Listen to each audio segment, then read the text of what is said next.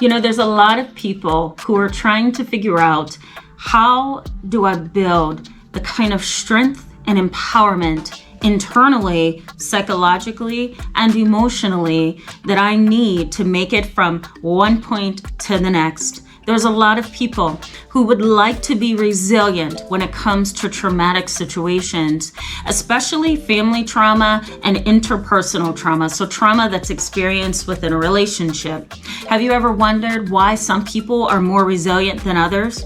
Or why maybe you were resilient over here in this situation, but not so much over there?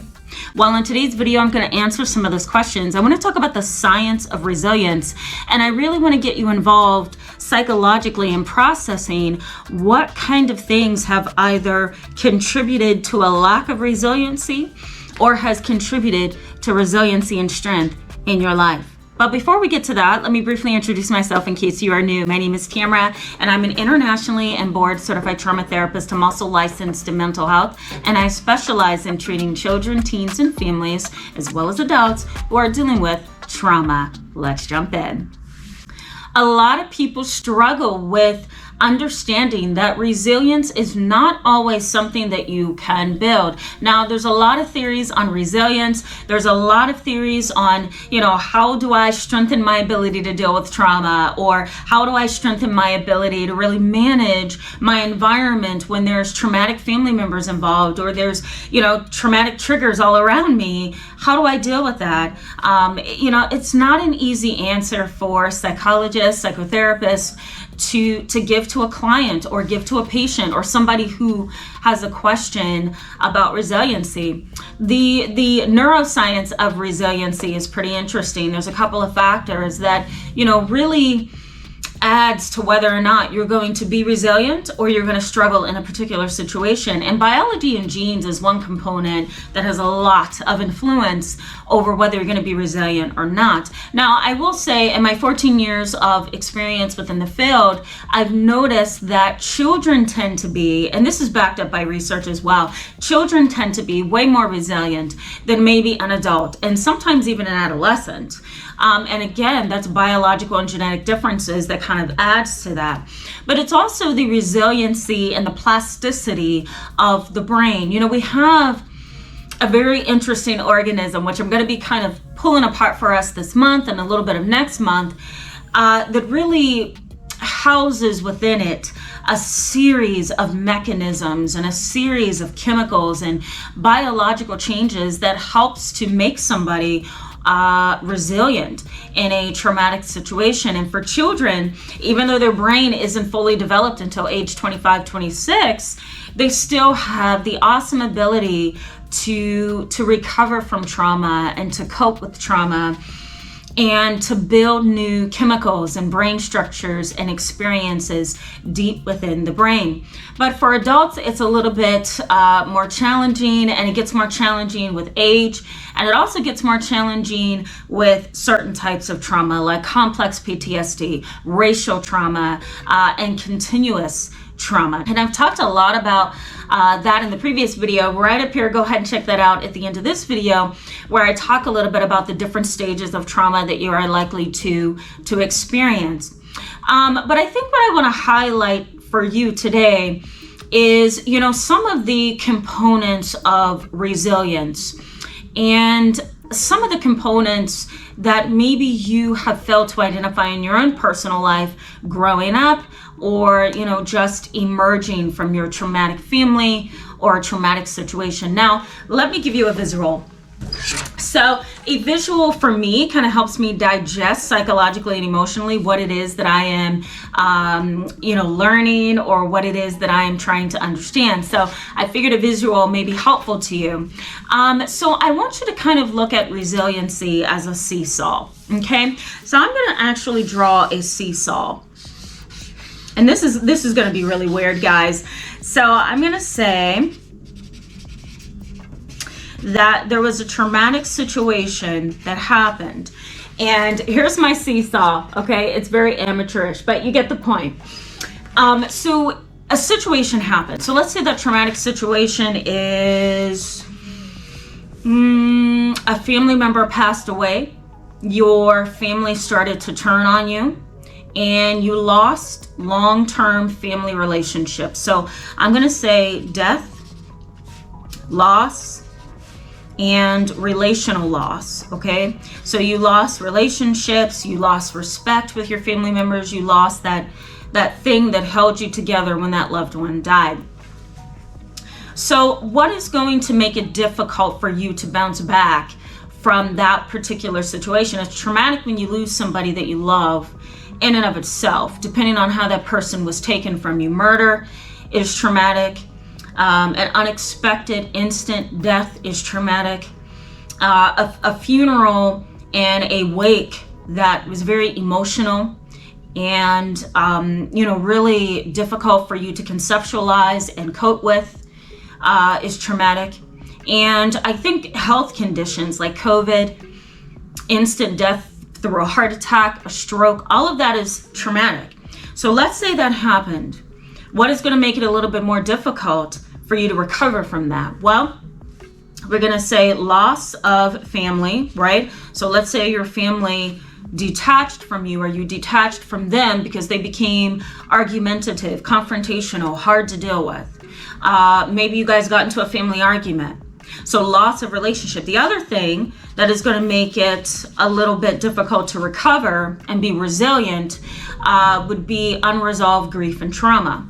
So we're going to say unresolved grief, okay, and trauma. And let's add one more thing. Let's say depression and anxiety also, okay? So here's the seesaw, and I want you to kind of envision this. So here's all the negative things on that seesaw, and you're dealing with loss, grief, trauma, depression, anxiety, and the situation is traumatic in and of itself, and you've got all these additional factors. Well, what happens on that seesaw? Well, balancing a seesaw, right? The negatives are going to tank you, and this side is going to be up, right? Or let's say or the other way, right? The negatives are going to tank and the other side is going to be up. So the negatives are going to be here. When the negatives are here on that seesaw, it's hard for you to become resilient because you've got too many negative things outweighing the positive. Let's say that you have a very loving, supportive family. So I'm going to say you have love, you have support, right? Let's say that you have the ability to inspire yourself. So you might be down for a little bit, but you have the ability to bounce back. You have the ability to encourage yourself. You have the ability to be positive in your mind, in yourself, right? Let's say you hang very tightly onto your faith or positive affirmations. Affirmation. Let's say you hold on really tight to your positive affirmations, okay? So you are encouraging to yourself, okay? Let's say that you have financial stability, all right? Let's say that you have children of your own. Let's say, you have goals in your future, okay? So here we go.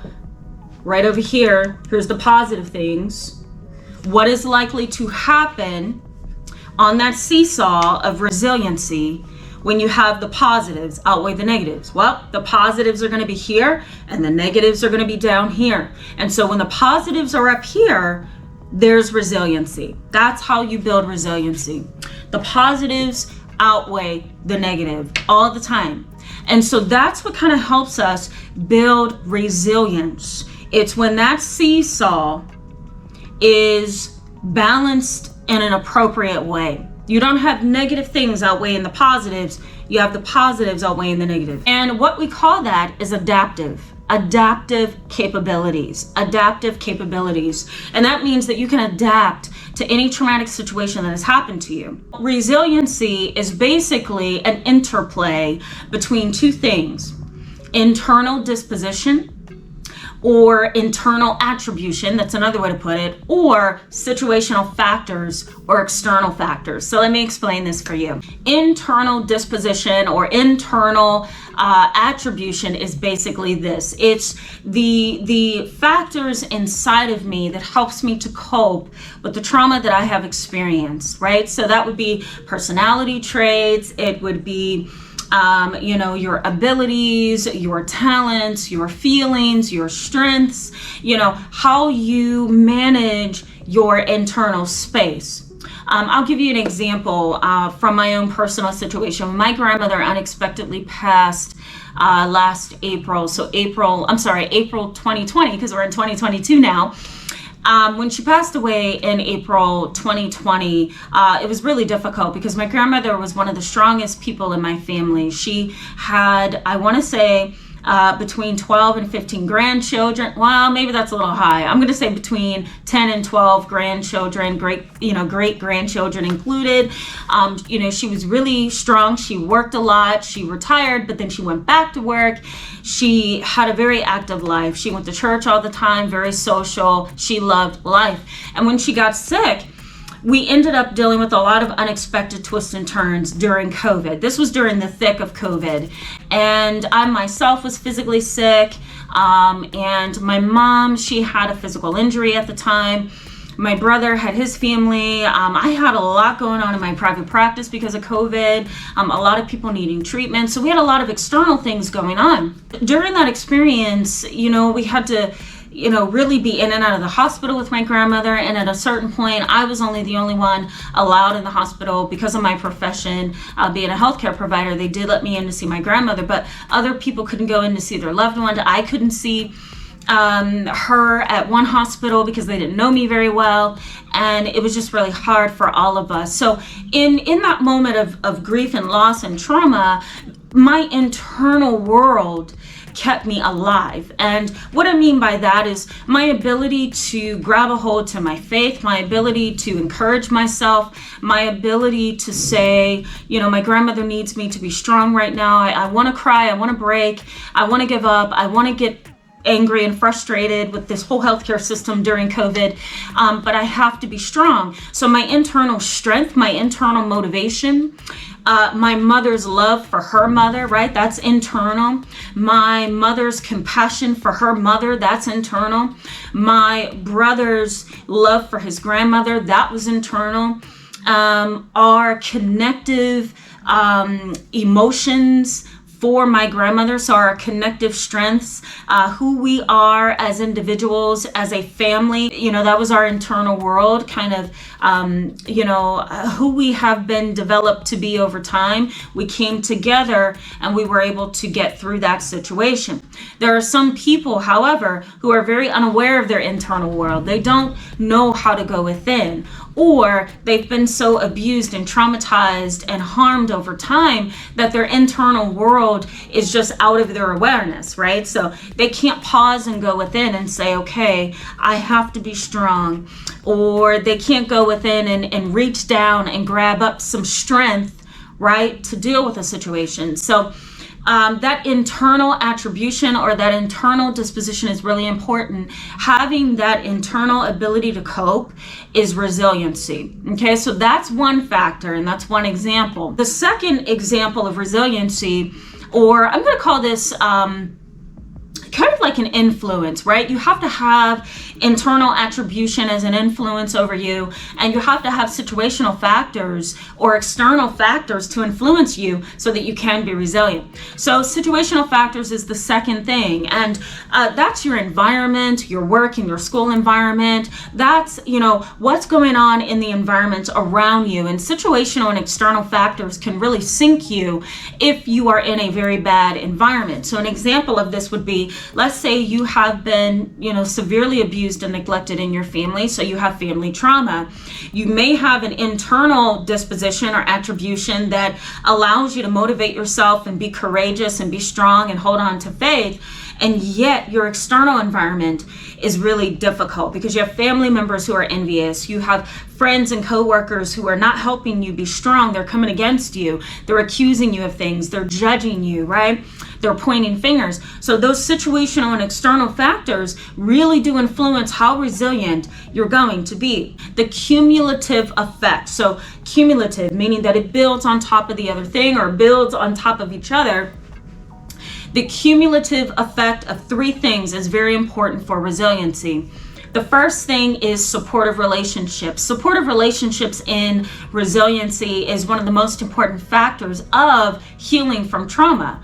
Having a supportive friend, a supportive boss, a supportive family member, or somebody who can be supportive is important. A lot of times that's because you can lean on them in those times when you're feeling overwhelmed, when you're feeling emotionally vulnerable. So having a supportive connection of some sort, even with a therapist, even with an advocate, an attorney that may be working with you, whatever, having that interpersonal connection is the single most important factor for resiliency. So that's number one, okay? Number two is adaptive capabilities. As I mentioned earlier, being able to adapt to certain situations, having that internal attribution and disposition is very important. And the third thing is positive experiences. So having a good and positive educational experience, work experience, having a wonderful marriage, having a wonderful family, having wonderful, beautiful children who rely on you, being able to travel the world, having all of these positive experiences in your world is important for resiliency. The cumulative effect of these three things, supportive relationships, adaptive capabilities, and lastly, positive experiences, are all important for helping you build resiliency, okay?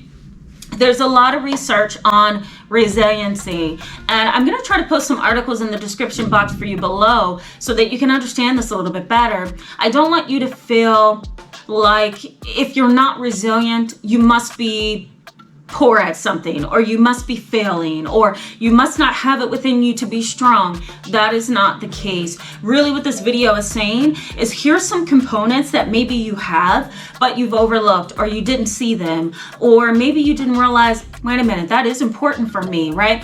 So this video is really saying, let's look at these different things because research suggests that these things are helpful in building resilience.